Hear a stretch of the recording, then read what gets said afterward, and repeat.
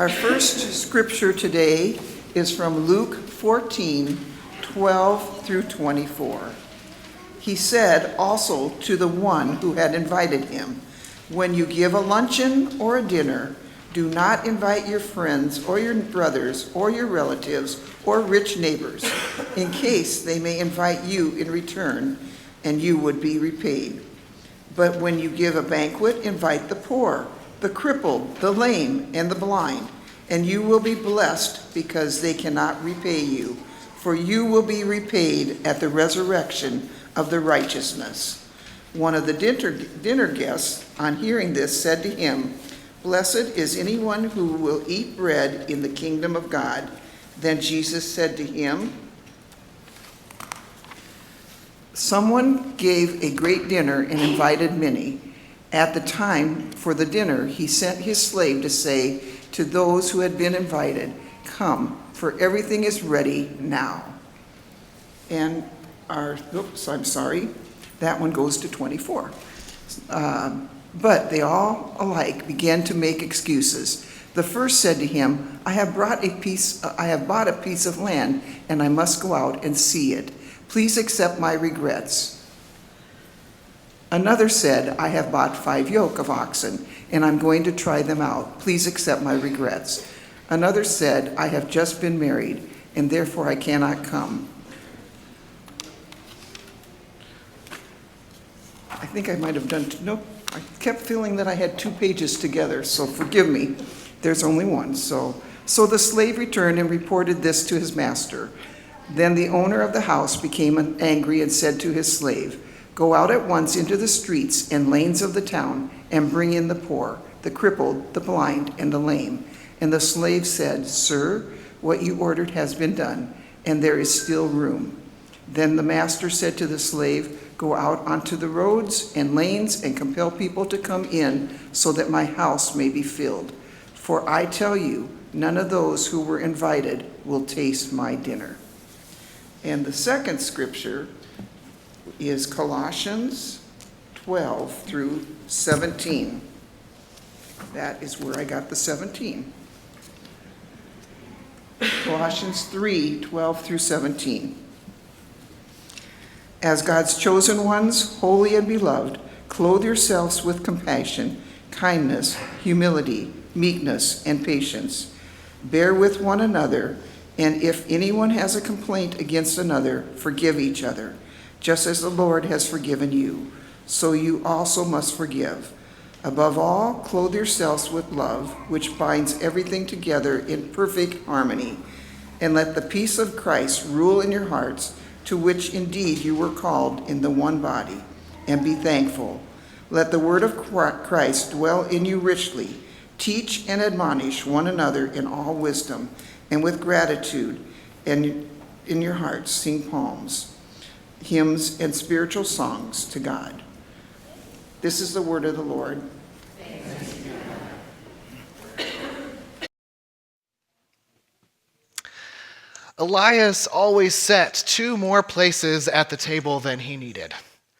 No one quite knew why. It had been that way for as long as people could remember.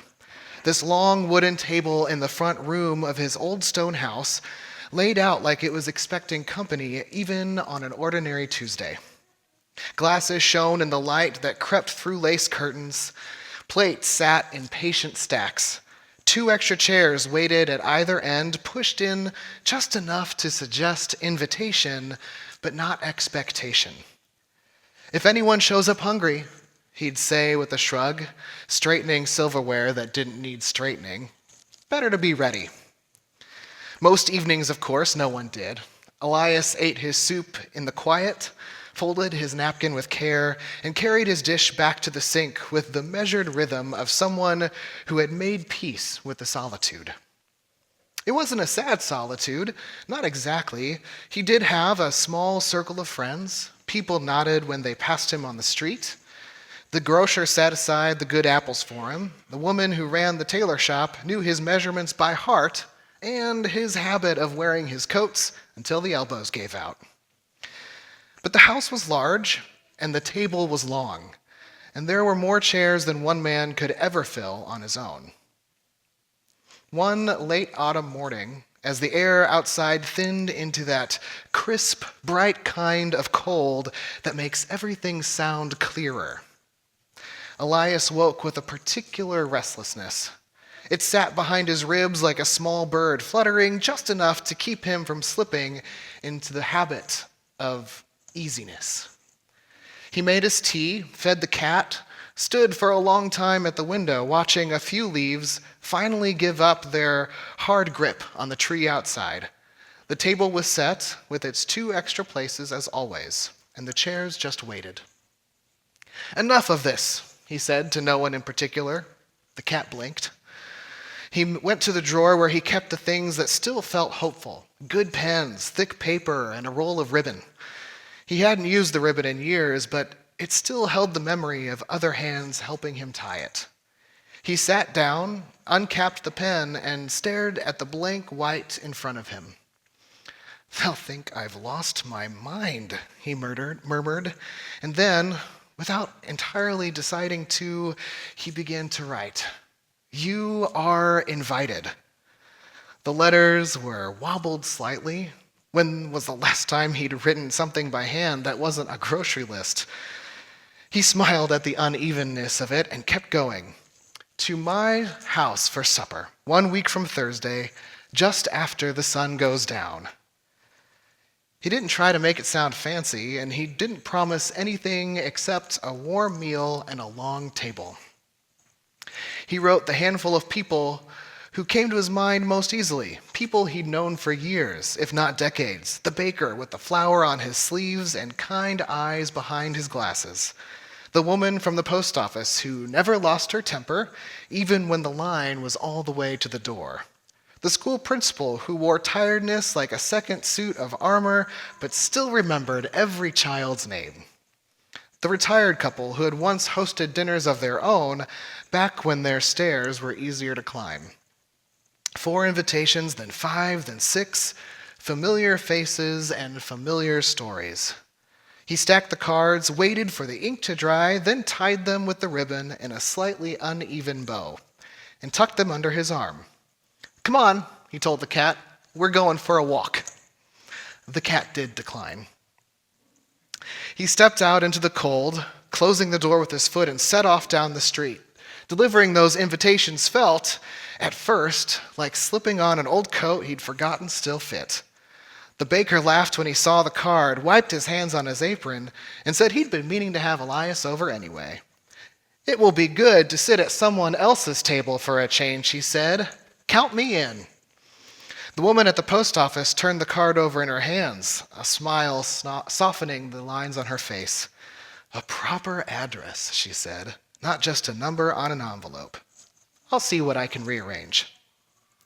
The school principal folded the card carefully, tucking it into his pocket as if it was something delicate, something breakable. "I'd like that very much," he said, "if the day doesn't run away without me." The retired couple insisted they would be there with bells on, and then spent several minutes debating whether actual bells were appropriate supper attire. By the time Elias turned back home, his fingers were cold, his cheeks were pink, but his step felt lighter. The table would not be empty next Thursday. There would be voices in the house again, coats on the rack, extra dishes in the sink. All week, the house seemed to lean forward with him. He polished glasses that were already clean, checked the tablecloth for wrinkles that only his eye could see. He shifted chairs 1 inch to the left and then 1 inch back to the right. He found himself humming without realizing it, a tune from his grandmother's kitchen where there was always 1 more pot on the stove than strictly necessary. Once or twice, he wondered if he had overreached. 6 guests was more than he'd hosted in years. 7 if someone brought a friend. He calculated portions in his head, reassuring himself that he would have enough. 2 days before the supper, the first note arrived. It was tucked under his door, written in a careful hand he recognized immediately. "Dear Elias, I'm so sorry. I've been asked to cover an evening shift. I was truly looking forward to your table. Another time? With appreciation, Your postmistress. He set the notes on the mantel and told himself it was fine. 5 is still a good number. The next morning, he ran into the baker, who clapped him on the shoulder and explained that his assistant had fallen ill. "If I don't stay late, we'll have no bread on Friday," he said, looking genuinely regretful. "I hate to miss it. Please forgive me and save me a story from the evening." The principal stopped him on the street to say that parent conferences had been rescheduled. "I should have checked my calendar more carefully," he said. "It's one of those nights I've promised myself I won't rush through. I'm sorry, Elias. I really am." News of the retired couple came by way of a neighbor. A niece had announced a surprise visit, and the couple had apparently decided it would be impolite to abandon her in favor of better company. No one was unkind. No one was dismissive. Their apologies were sincere, and their reasons reasonable. Life, it seemed, just simply had other plans. By the afternoon of the supper, Elias stood in the doorway of his dining room and looked at the table set for 8. A folly now, he thought. Old habits, long tables. He could, of course, scale it back, put away most of the dishes, eat a quiet bowl of soup, and tell himself he tried. Instead, he walked to the window and pressed his palm against the cool glass, watching the street below. Behind his ribs, the little restlessness fluttered again. If you've got room, you've got responsibility, his grandmother's voice said in a memory, as clear as if she were standing behind him, tugging at his collar. We don't just put on shirts in this family. We put on kindness before we open the door. He'd rolled his eyes the way he was when he was young, and the way children do when they fully intend to remember something forever. And now, sitting in the half-lit room with too much food and not enough guests, he listened. Kindness, then. Let's see how it fits. He went back to the drawer, took out more paper, and this time he didn't start with names he knew. He sat with the pen poised and thought about the people he'd seen at the very edges of his day. The ones he'd never quite managed to move from someone I noticed to someone I know. The man with the red cap who always carried too many bags home from the grocer. The woman who sat on the park bench each morning, feeding the birds with one hand and holding her coat closed with the other. The younger woman he'd seen at the laundromat, folding tiny shirts with a tired tenderness that stayed with him longer than it should have. The older man who walked his street every afternoon, hands clasped behind his back as if counting his steps, and that was the only thing tethering him to his day. He wrote 4 simple cards. No flowery language, no elaborate promises, just, there is room at my table tonight, just after sunset. You are welcome. He tied them with the same ribbon. It felt appropriate, somehow, to give the second bundle the same care as the first, and tucked them under his arm once more. Stay out of the food, he told the cat, who, gave him back this knowing look. Sure, I might. He stepped out into the late afternoon chill. The clouds had gathered, but the air still held a certain clarity, as if the day were paying attention. He found the man in the red cap outside the grocery, rebalancing 3 overloaded bags in his arms. A carrot escaped from one and made a bid for freedom down the sidewalk. Excuse me, Elias said, catching it with a surprise that surprised them both. I think this carrot belongs to you with the other vegetables. The man laughed, a quick and startled sound. These bags are like me, trying to hold too many things. Perhaps they need a rest, Elias replied before he could think better of it. Would you consider coming to supper this evening at my home? There's space. He held out the card like a tentative offering. The address is there. The man studied the card and then studied him. Do you often invite strangers whose vegetables have escaped them? No, Elias admitted, but today I find I don't want the table to remain empty. There was a pause and then a slow smile. Well, the man said, seems a shame to let all that food go to waste. I'll be there. Down by the park, the woman with the birdseed looked at her invitation as if it might vanish if she blinked. "A whole supper?" she asked. "For anyone?" "For you," Elias said, "if you'd like." She glanced toward her usual bench, then back at him. "I don't remember the last time I sat at a table. Yes, I think I'll be there." At the laundromat, he found the younger woman feeding coins into the row of machines, watching the clothes tumble as if that small circle of motion was holding her entire day together. She listened to his halting explanation, then gave a short, incredulous laugh. "You mean like a real dinner? At an actual table? If there's a seat where nobody will ask me to cut up their food or wipe their face, I'm in.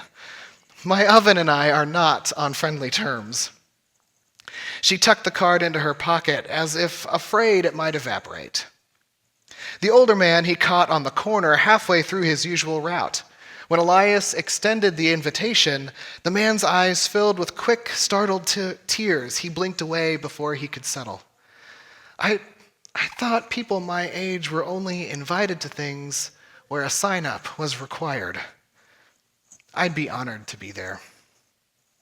By the time Elias returned home, the sun was just nudging the horizon. The house with its waiting table no longer felt like a testament to a miscalculation.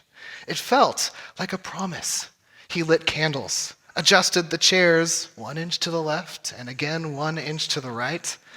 He smoothed the front of his shirt, then let his shoulders drop where they wanted to sit instead of where old worries told them to stay.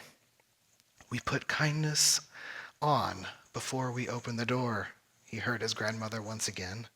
He breathed in, breathed out, and waited. The first knock came earlier than he expected. He opened the door to find the laundromat woman, her arms empty for once, her hair pulled back as if she'd taken just an extra minute in front of the mirror just to honor the evening. "I brought nothing," she blurted. "I panicked on the way here thinking I should have made something, but then I may have remembered that cooking is a public safety issue, so I decided to spare you." "It's more than allowed," Elias replied. "Come on in." Her eyes widened as she took in the room. "Oh, it's big." "Yes," he said, "I've been waiting to see it full." The others arrived in small waves. The man with the red cap without his usual bags, cans were awkwardly empty. The woman from the park in a dress that looked like it had remembered happier occasions. The older man from his walking route, smoothing the front of his jacket like a schoolboy summoned for a prize. And last came a grandmother from 2 streets over, whom Elias only vaguely recognized from the market, but with 2 children in tow. She held up a card, and her cheeks were a little pink. "I hope you don't mind," she said. "Their mother's shift ran long, and I didn't want to waste the invitation." "Of course," everyone said. "Everyone eats." For a while, the conversation clinked more than it flowed. Polite remarks about the weather and about how quickly the year had gone. About the bread. Good. The soup. Also good. And how unusual it felt to be sitting at a table with people whose last names you didn't know. Elias watched them, his hands wrapped around his own glass, more for something to do with them rather than because he was thirsty. What if this is where it stopped? What if all he'd done was gather a group of strangers into a room and feed them in awkward silence? Then, the smallest child reached for a roll, misjudged the distance, and knocked over her cup. Water cascaded across the polished wood. The glass clinked to the floor. Without thinking, Elias laughed. Not cruelly, just a surprised, delighted sound that startled them all, including himself. "Well, now it's officially a proper supper. I was starting to worry that things were just too tidy." The tension in the room cracked like the surface of a loaf leaving the oven. Someone chuckled, and the child exhaled the breath she'd been holding. The man with the red cap sitting next to her shifted his plate, rescuing it from the growing puddle. "It's only water," he said to her. "Now, if it were gravy, we'd have to have a different conversation." Laughter rolled gently now. Shoulders dropped. Someone made a joke about the floor being thirsty too, and the spell of caution broke. Stories began to appear, shy at first, then more confident. The laundromat woman confessed that she'd measured her days in spin cycles and had started singing along with the advertisements just to feel a part of a conversation. "I thought I'd forgotten how to sit down without a timer going off." She looked at the table in mild wonder. "This feels strange, but in a good way." The older man admitted that his daily walks were less about exercise and more about reminding himself that the world still existed beyond his four walls. "I thought I'd become invisible," he said, surprised by his own honesty. Turns out someone was paying attention. The woman from the park told them that she'd started feeding birds because it gave her an excuse to leave the house, and she kept doing it because she wasn't sure anyone else would notice if she'd stopped.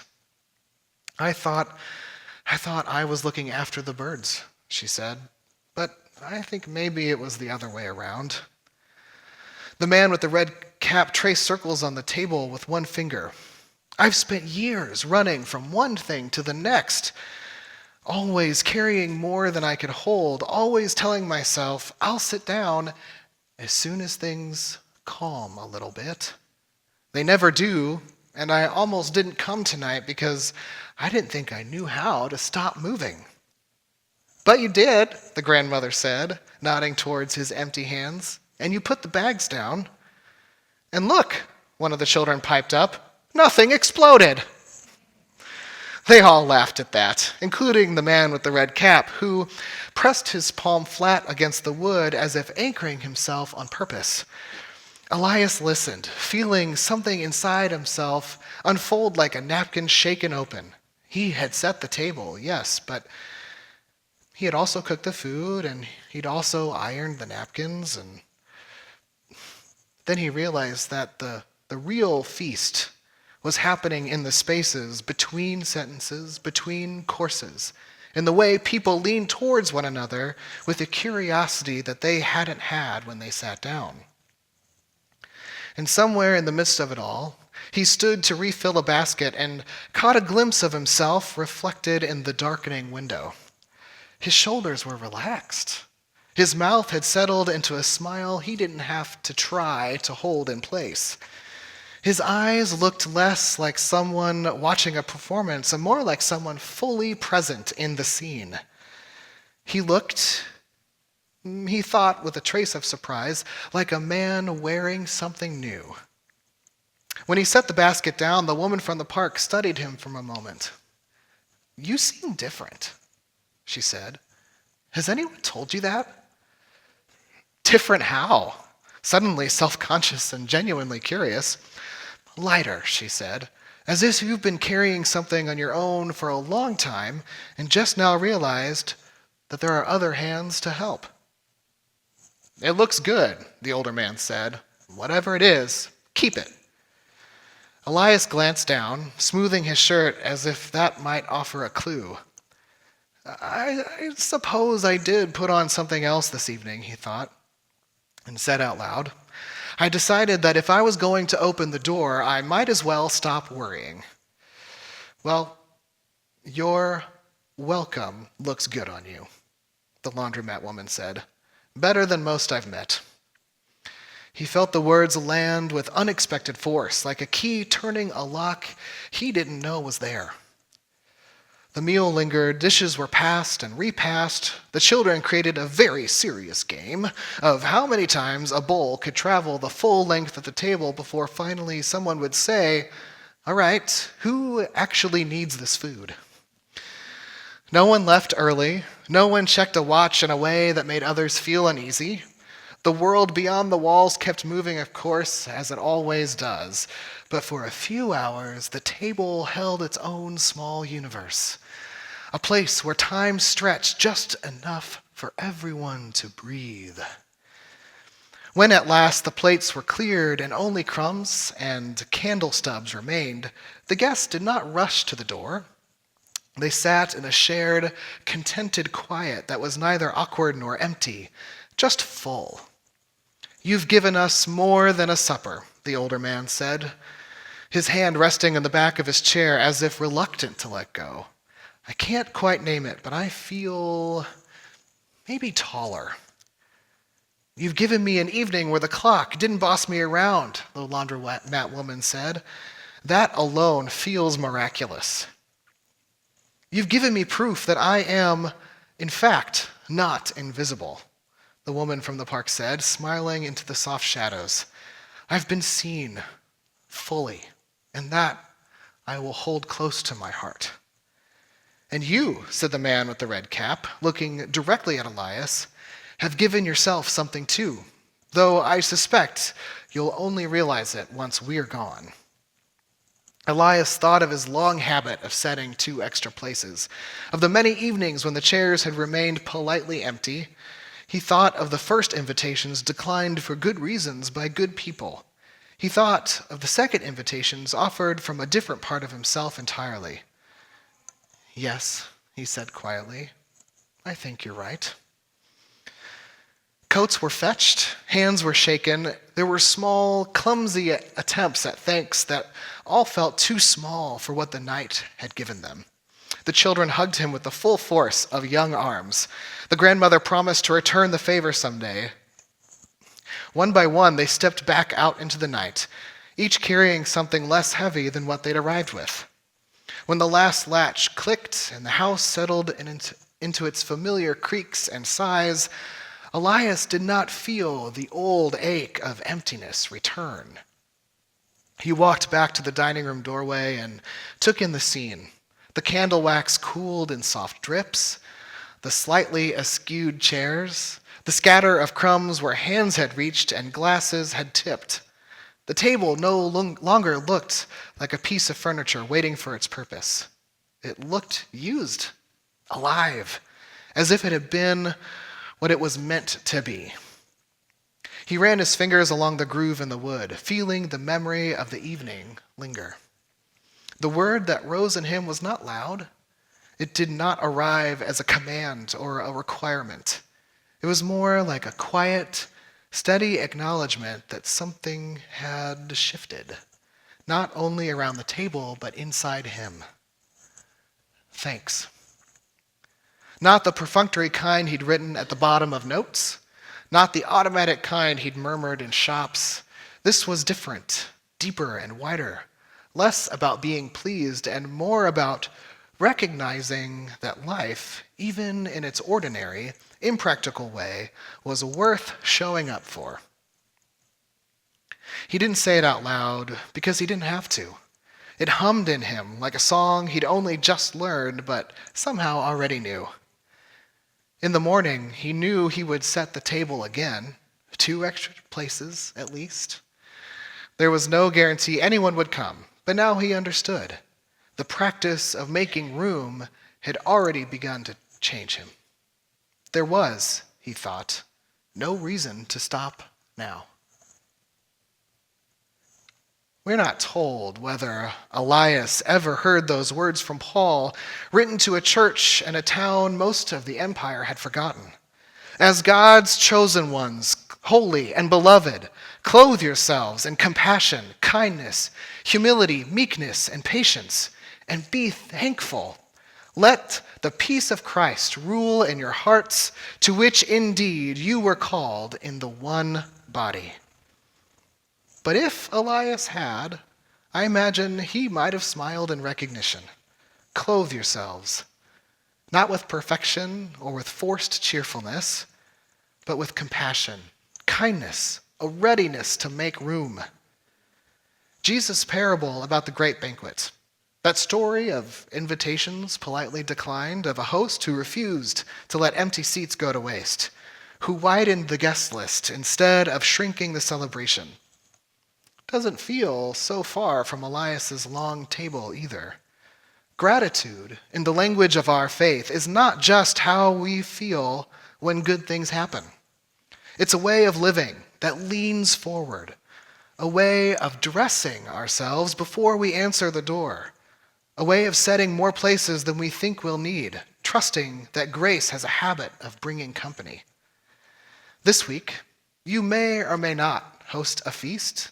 Your table may be crowded or quiet, but you will have moments, large and small, where you decide how much room your life has. And in those moments, you'll be speaking a language, not always out loud, not always perfectly, but the language of thanks is learned in exactly those ordinary, unglamorous choices, the ones that make space, soften the edges, widen the circle just a little bit more. And you don't have to name it when it happens, and you certainly don't have to get it perfectly. But just as best as you can, practice that language of thanks in a way you move, in the people you notice, in the room you're willing to make. The rest, as Elias learned, has a way of taking care of itself. Amen.